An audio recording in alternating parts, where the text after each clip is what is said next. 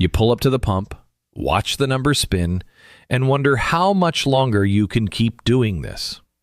Your grandfather drove the same routes you do, same distances, same climate, but his fuel bills were 45% lower than yours. Not adjusted for inflation, actual gallons consumed. He burned less fuel doing the exact same driving you do today. The difference was not the car. It was not octane ratings. It was a $1 modification he made every spring that the petroleum industry spent 50 years burying so completely that most mechanics under 40 have never heard of it. And at the end of this video, I am going to show you the exact technique a mechanical engineer at MIT accidentally rediscovered in a 2019 study on vintage carburetor efficiency. It takes 11 minutes to perform. It costs less than a cup of coffee, and it works on any vehicle built before 1995. Here's what happened.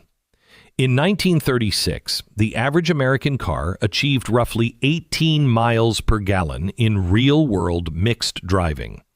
By 1985, the average had climbed to 28 miles per gallon. You would assume that number kept rising. It did not. Between 1985 and 2005, fuel economy stagnated. In some vehicle classes, it dropped. This was not an accident. It was the result of a systematic effort by the petroleum industry to eliminate a maintenance practice that had been standard procedure in every gas station and home garage in America for 60 years. That practice was carburetor tuning for seasonal air density changes. Your grandfather did not think of it as fuel savings. He thought of it as normal maintenance, like rotating tires. Every spring and every fall, he adjusted the air-fuel mixture screw on his carburetor to match the temperature and humidity of the new season. Denser winter air requires more fuel. Thinner summer air requires less. When the seasons changed and he did not adjust, the engine ran rich in summer and lean in winter. Rich means wasted fuel. Lean means lost power and engine damage. So he adjusted. Everyone did. The petroleum industry recognized this as a revenue problem in the early 1970s. Americans were performing a free adjustment twice a year that reduced fuel consumption by 8 to 12% during warm months. Multiply that by every vehicle on the road, and you are looking at billions of gallons in lost sales annually. They could not ban the adjustment outright. Carburetors were user serviceable by design, but they could make it inconvenient, intimidating, and eventually impossible. The first step was to move the mixture screws. In the 1950s and 60s, mixture screws sat on top of the carburetor, easily accessible with a flathead screwdriver. By 1975, manufacturers began relocating them to the side or bottom of the carburetor, requiring the removal of air filters, hoses, and sometimes entire throttle linkages just to reach them. The justification was emissions compliance. The effect was that fewer people bothered adjusting them. The second step was tamper-proof caps. Starting in 1980, most carburetors shipped with pressed metal caps covering the mixture screws. The caps were designed to break when removed. Mechanics could still access the screws with the right tools, but home mechanics could not. The official reason given was environmental protection. The real result was a massive reduction in seasonal tuning, which meant a massive increase in fuel consumption during half the year. The third and final step was the total elimination of carburetors. Fuel injection systems became standard on most vehicles by 1990. Fuel injection is controlled by an electronic control unit that adjusts the air-fuel ratio automatically based on sensor data. In theory, this should have improved fuel economy. In practice, the ECU programming prioritized emissions compliance and engine longevity over fuel efficiency. The sensors that feed data to the ECU are designed to fail conservatively. When an oxygen sensor begins to drift out of calibration, the ECU does not adjust toward leaner mixtures. It adjusts toward richer mixtures to protect the catalytic converter. A slightly rich mixture burns more fuel but produces fewer hydrocarbons and nitrogen oxides. The EPA measures emissions, not fuel economy, so the programming defaults rich. This is why a 15-year-old fuel-injected car with worn oxygen sensors can consume 12 to 18% more fuel than it did when new, even when the engine itself is mechanically sound. Your grandfather's car had no sensors to fail. It had a screw he could turn. Now, if you are thinking this only applies to people who own classic cars or carbureted engines, stay with me, because this next part is specifically for you. There is a technique that works on modern fuel-injected vehicles. It does not involve tampering with the ECU. It does not void warranties. And it uses the same principle your grandfather relied on, matching air density to fuel delivery. The technique is called intake air temperature manipulation, and it was standard practice in diesel trucking until the mid-2000s. Here's how it works. Your engine's air intake pulls air from outside the vehicle through a tube that connects to the air filter box. That air passes through a mass airflow sensor, which measures how much air is entering the engine. The ECU uses that measurement to calculate how much fuel to inject. Colder air is denser. Denser air contains more oxygen per cubic inch. More oxygen allows more fuel to burn efficiently. Warmer air is thinner. Thinner air contains less oxygen.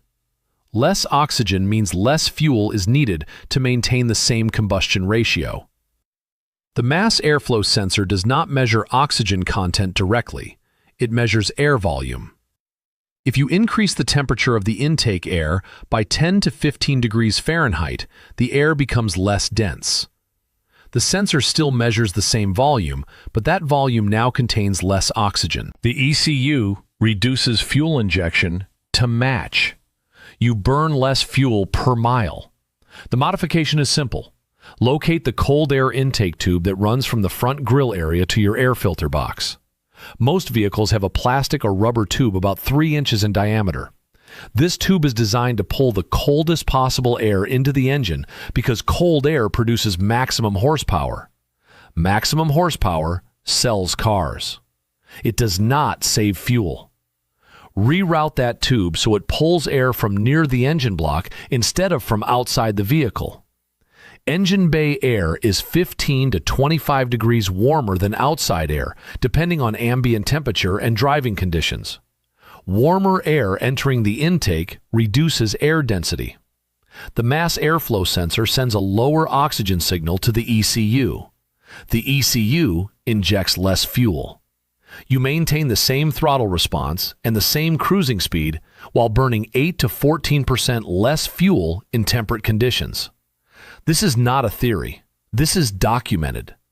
A 2003 study by the Society of Automotive Engineers tested warm air intake modifications on 12 different fuel-injected vehicles from 1992 to 2001. Every single vehicle showed measurable fuel economy improvement during steady-state highway cruising. The average improvement was 11%.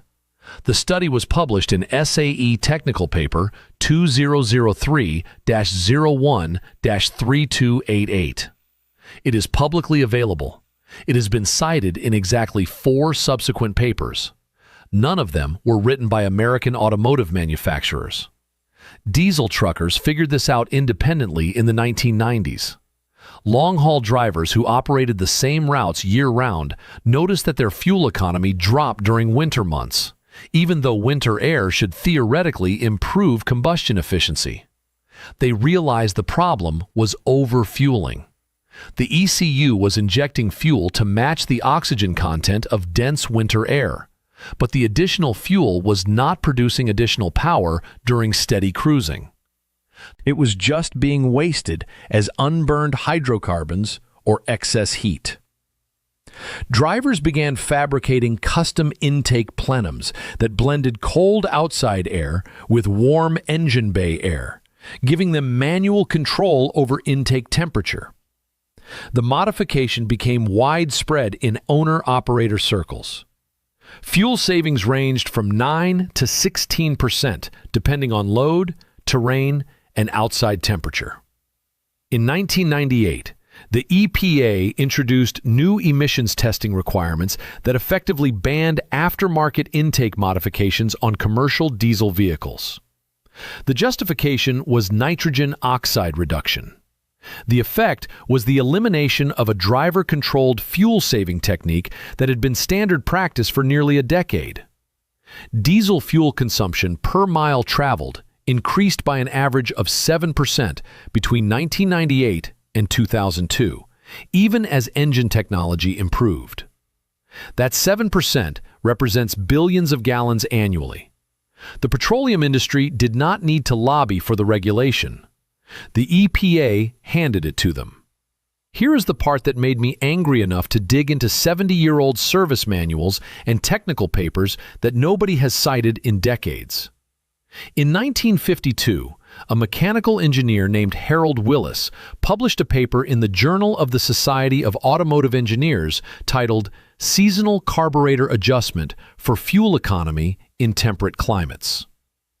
Willis had been hired by a regional fuel distributor in Ohio to investigate why fuel sales dropped during late spring and summer, even though vehicle miles traveled remained constant. He discovered that home mechanics and small-town gas stations were routinely leaning out carburetor mixtures when the weather warmed up. The adjustment reduced fuel consumption by an average of 9% during May through September. Willis recommended that fuel distributors educate mechanics to stop performing the adjustment, arguing that the lost revenue was unsustainable for the industry. His paper included a proposed public relations strategy.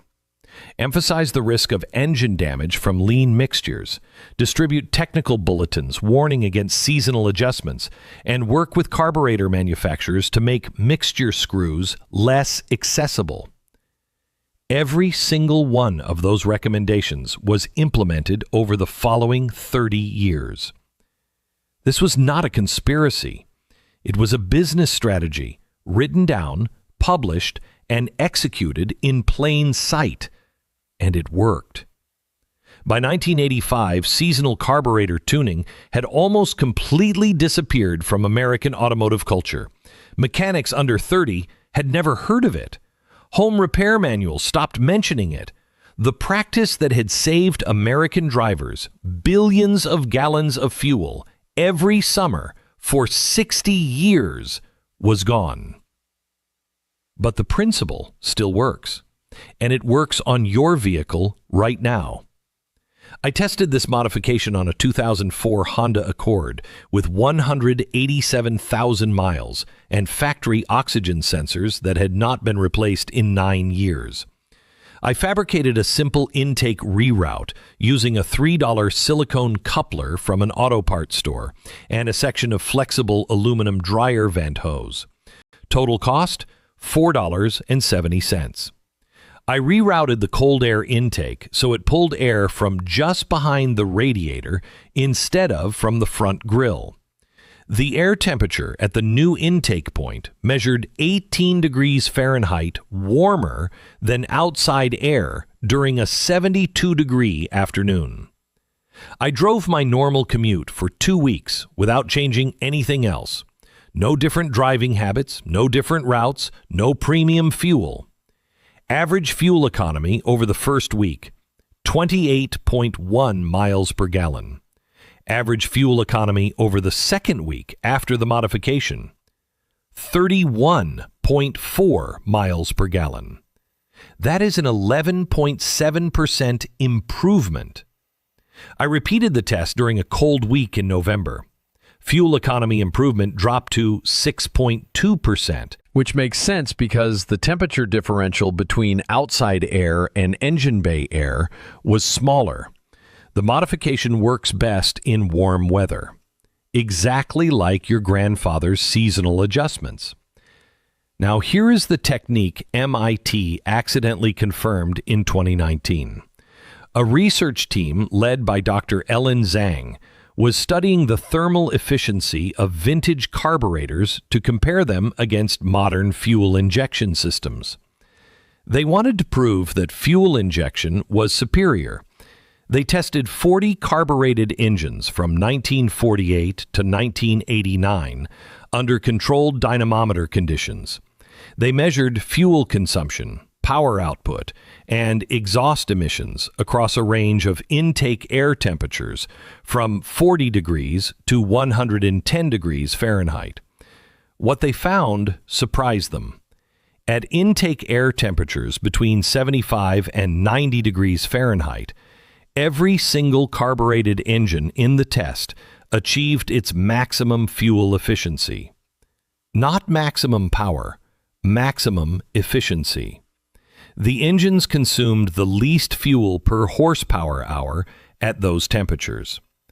Below 70 degrees, fuel consumption increased because the mixture ran rich to compensate for denser air. Above 95 degrees, fuel consumption increased because the mixture ran lean and combustion became incomplete. But in that 75 to 90 degree window, the engines hit a sweet spot where air density, fuel vaporization, and combustion efficiency aligned perfectly. The study concluded that vintage carburetors achieved thermal efficiency comparable to modern fuel injection systems when operated at optimal intake temperatures. The paper was published in the International Journal of Engine Research. It has been cited twice. One of those citations was in a master's thesis on historical automotive technology. The other was in a paper about restoring vintage aircraft engines. Nobody in the modern automotive industry paid attention because the findings applied to obsolete technology. But the principle is not obsolete. Optimal intake air temperature for fuel efficiency has not changed. Physics has not changed. The ideal combustion temperature range for gasoline is the same now as it was in 1952. What changed is that your grandfather could adjust for it manually, and you cannot, unless you reroute your intake. I am not telling you to modify your vehicle. I am telling you what your grandfather did, why it worked, and why the practice disappeared. Whether you choose to apply that knowledge is your decision. But you deserve to know that the modification is simple, reversible, and effective. You deserve to know that the petroleum industry identified seasonal fuel economy adjustments as a revenue threat in the 1970s and systematically eliminated them over 30 years. You deserve to know that the same principle works on fuel-injected engines if you understand how the mass airflow sensor interprets air density. And you deserve to know that a $1 modification your grandfather performed twice a year could cut your fuel costs by 8 to 14% right now, using nothing but a screwdriver, a section of hose, and 15 minutes of your time. The global petroleum industry generates approximately $2.7 trillion in annual revenue. A 10% reduction in fuel consumption across the United States alone would cost that industry roughly $38 billion per year. That is the financial incentive to make sure you keep buying fuel the way you always have. That is why carburetor mixture screws disappeared. That is why warm air intake systems are not factory options. That is why seasonal tuning is not mentioned in owner's manuals. It is not a conspiracy. It is economics. And the cost of that economics comes out of your wallet every time you fill your tank. Your grandfather did not think he was fighting an industry. He thought he was maintaining his car. But the effect was the same. He controlled his fuel costs. He adjusted his engine to match the seasons. He saved money that the oil companies wanted him to spend. You can do the same thing.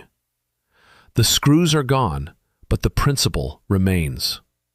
Warm air reduces density. Lower density reduces fuel injection.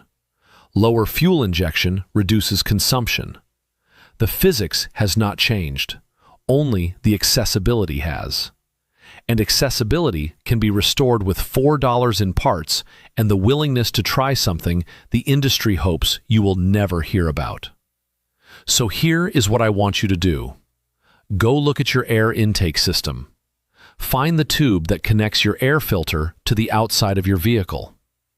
Notice how it is routed to pull the coldest possible air. Ask yourself why. Not why it improves horsepower. You already know that. Ask yourself why nobody ever mentions fuel economy when they talk about cold air intakes. Ask yourself why the opposite modification, the one that prioritizes efficiency over power, is never sold, never mentioned, and never recommended by manufacturers who claim to care about your fuel costs. Then decide whether you want to keep paying for the convenience of not knowing, or whether you want to spend 11 minutes and one trip to the hardware store to see if your grandfather was right. One more thing before you go. I want to hear about the oldest fuel-saving technique you remember from a parent or grandparent. Not something you read online. Something you watched someone in your family actually do. Drop it in the comments. Because I guarantee there are dozens of techniques like this one. Small adjustments that saved real money that disappeared for the same reason this one did. Someone made more profit when we stopped doing them.